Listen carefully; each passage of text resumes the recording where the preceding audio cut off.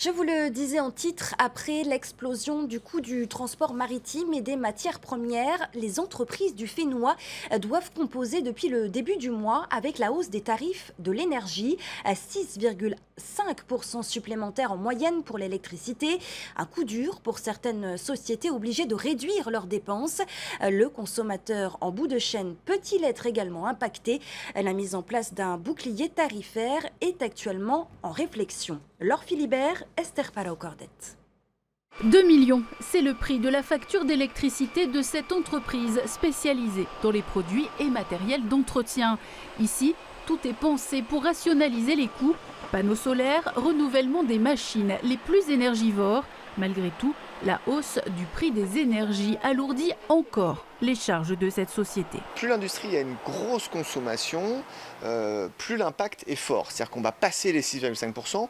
Voire on peut même se retrouver un petit peu en dessous si jamais l'industrie est déjà bien optimisée. Nous faire des tarifs progressifs, c'est nous envoyer un message de dire il faut consommer moins, mais on est dans l'industrie, on est obligé de consommer.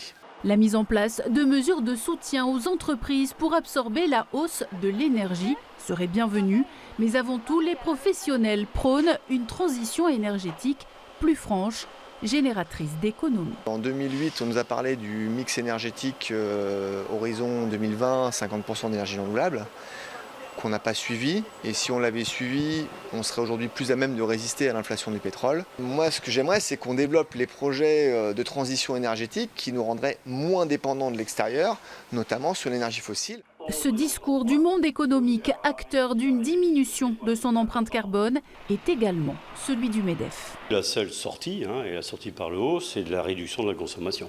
C'est pour ça que le MEDEF a proposé un système de maîtrise de l'énergie destiné aux entreprises, qui serait, de notre proposition, financé, amorcé en tout cas par le fonds Macron, qui permettrait de faire des investissements autorisant la réduction de la consommation des entreprises. On a visé entre 10 et 15% de réduction.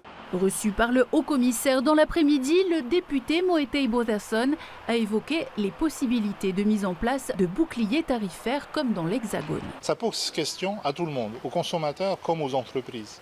La question de fond, c'est qu'est-ce qu'on fait sur le long terme? On peut essayer d'appliquer des rustines sur le court terme, on peut voter des chèques électricité, on peut voter des mesures temporaires qui, c'est vrai, vont faire du bien temporairement, mais il faut se poser la question sur le long terme.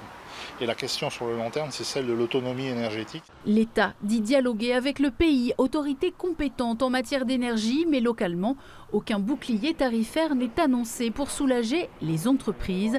C'est donc le consommateur qui pourrait encore une fois finir par payer la facture.